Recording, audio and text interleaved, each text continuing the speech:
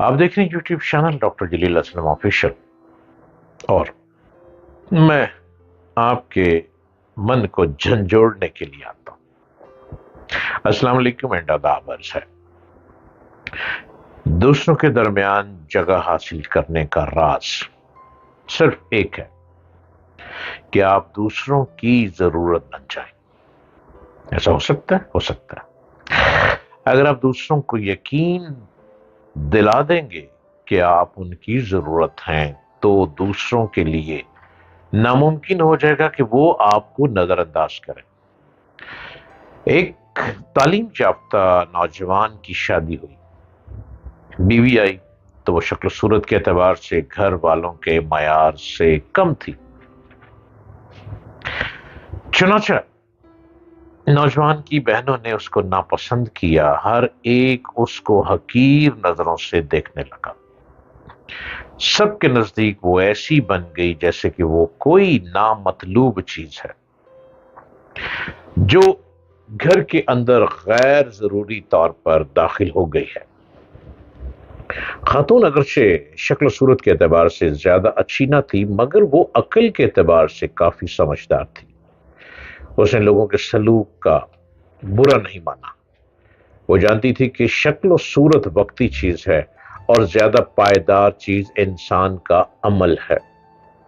اس نے فیصلہ کیا کہ وہ اگرچہ صورت کے اعتبار سے گھر والوں کے لیے محبوب نہ بن سکی، مگر وہ عمل کے اعتبار سے گھر والوں کے لیے محبوب بن گئی اور وہ بنے گی۔ اس نے خاموشی سے گھر کا سارا کام سنبھال لیا، گھر کی دیکھ بھال، مہمانوں کی خدمت، باورچی خانے کا انتظام، ہر ایک کی ضرورت فرمائش کے بغیر پوری کرنا، یہ اس کا روزانہ کا معمول بن گیا۔ اس نے گھر کے ہر کام کو اپنی ڈیوٹی سمجھ لیا، خواہ اس کے لیے اس سے کہا گیا ہو یا نہ کہا گیا ہو۔ خاتون نے زبان سے کچھ نہیں کہا اور نہ ہی کسی کی بات کا جواب دیا۔ اس نے ساری توجہ صرف اپنے عمل پر لگا دی۔ نتیجہ یہ ہوا کہ بہت جلد گھر کی فضا بدلنے لگی، یہاں تک پہنچی کہ جس گھر میں وہ ایک نامطلوب شخصیت بنی ہوئی تھی، ناپسند شخصیت بنی ہوئی تھی، وہاں وہ لوگوں کے درمیان سب سے زیادہ پسندیدہ شخصیت بن گئی۔ یہی زندگی کا راز ہے۔ اگر آپ کے پاس حسن نہیں ہے تو کوئی بات نہیں۔ اگر آپ اپنے آپ کو سمجھتے ہیں کہ آپ بدصورت ہیں تو کوئی اتنی بڑی بات نہیں ہے۔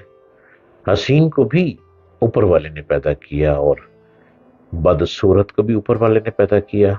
اب دونوں صورتوں کو پیدا کرنے کے بعد وہ انسان کو انسان سے ہی آزمائش کروا دیتا ہے۔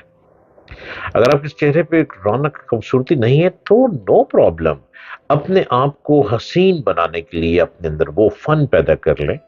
اگر آپ لڑکی ہیں تو آپ اتنی زبردست گھر کی مینجمنٹ سنبھال لیں، گھر کا کھانا اتنا ٹیسٹی بنانا شروع کر دیں، ہر ایک کو ٹائم پر کھانا دینا شروع کر دیں، ہر ایک کی ٹیبل ان ٹائم اس کے روم میں پہنچی ہو، ہر شخص کے کپڑے صاف ستھرے تیار کر دیں، ہر ایک کا لباس مایا لگا ہوا، پریس ہوا ہوا، ہینگ ہوا ہوا ہو، اور آپ حیران ہو جائیں گی کہ اگر آپ کے پاس چہرے پہ حسن نہیں ہے لیکن آپ کے ہاتھ میں وہ حسن آ گیا ہے کہ آپ ہر ایک کا دل جیت جائیں گی۔